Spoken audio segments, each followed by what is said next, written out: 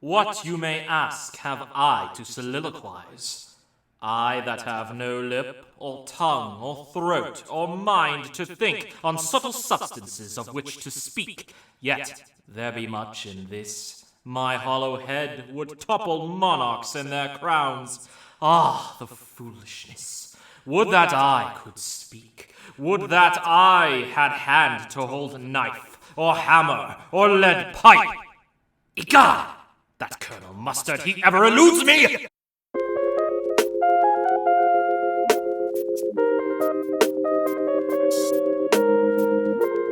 My name is Cor Christophe. I use they them pronouns. I am a light designer and board operator here in Milwaukee, and I've known the VFR fam since their first show, but I did my first light design with them in December 2019 for Henry V, and it was a really fun time. But today, I'm going to tell you a little bit about my light design process, and then apply it to Hamlet. So I read the text 3 times. Like everyone else on my first read, I just read it to enjoy it.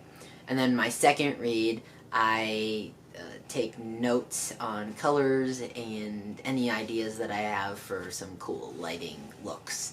And then on the third read, I create my controllable qualities grid, which becomes my cue list eventually.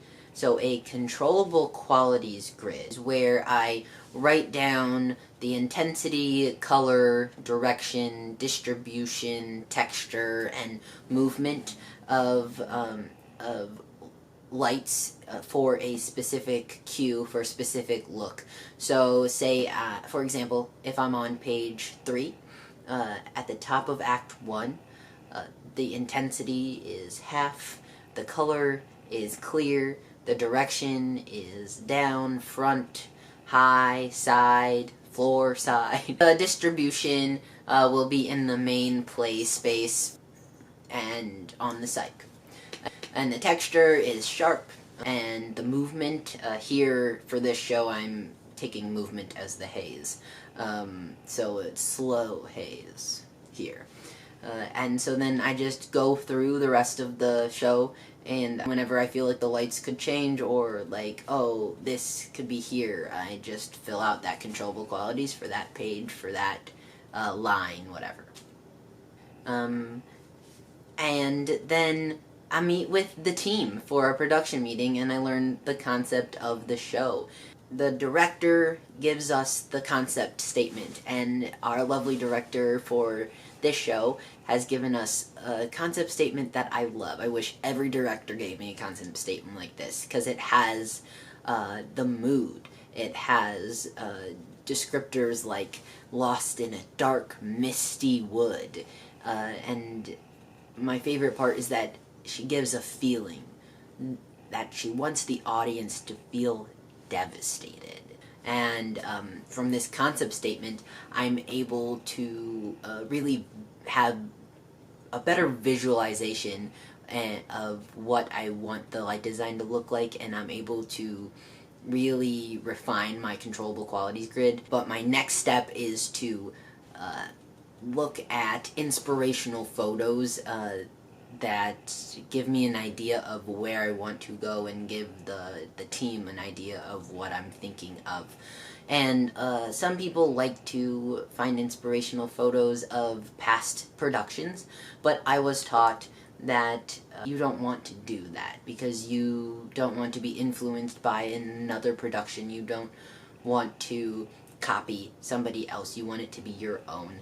So my inspirational photos sometimes include things from nature, or like here I have fog, because I think that feeling devastated and feeling trapped, you don't know where you're going, so I attribute that to haze, to fog, because that devastation is darkness. So you can see a lot of these looks are dark. And here I have some shadow play ideas in there, and from here you just get a feel of where I might be going with the show. By showing everybody this, then we make sure we're all on the same page. Then our next production meeting, generally I hear from the set designer. So once I learn the set design and I get the drafts from the set designer, I'm able to render out some looks for the production team and show them a little bit more of what I'm specifically thinking. So here are some examples of my past renderings. In them, I'm able to show the direction where the light is coming. So here you have, for this show, the set was minimal. There was a desk, and so you show that it's just that singular light on there at this specific moment in the show.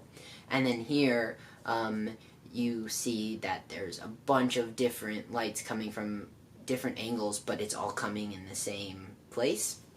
And then in this, you can see that the light's coming from the back, and you can't really see the front of the face. And so you really get a feel for what I'm going for from the renderings, and I find that directors love renderings because you're able to tweak your ideas before they even become a thing, and it saves everyone a lot of time. Once I get the set and get the drafts of the set, I am able to create my plot.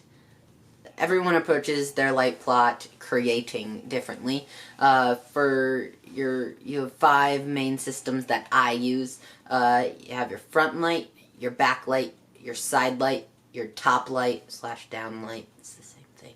And angles, angled lights, and then your specials. Once your electricians have your light plot hung, you get to go into tech. Yes! So tech is where the magic really happens in the lighting world. With set design and costumes, they come together and they're there, and they're created, but the lights, I create them as the tech process happens. So we have focus call with our electricians. It's where we focus all of the lights so that they can be in the right place and hit all of the lovely people. And then we have pre-cue, which is where I get the base of each look down. There's no one on the stage. It's just the set and me and my programmer, so that we can go to cue to cue. Cue to cue is where I refine the base looks that I did the day before at pre-cue. So cue to cue, I make sure that all the lights are hitting the right spots, so that when we get to the run-throughs, I don't have to do a lot of adjusting, so that I can make sure that in the run-throughs, I'm just tweaking little things here and there to make the show look awesome.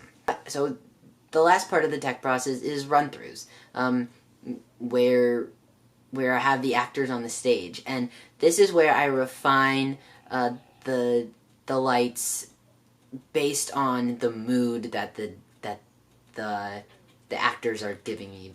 Sometimes the mood of the scene completely changes to me, and so I work a lot with color, and based on the mood that the actors give me, I change the color. So that's my basic light design process.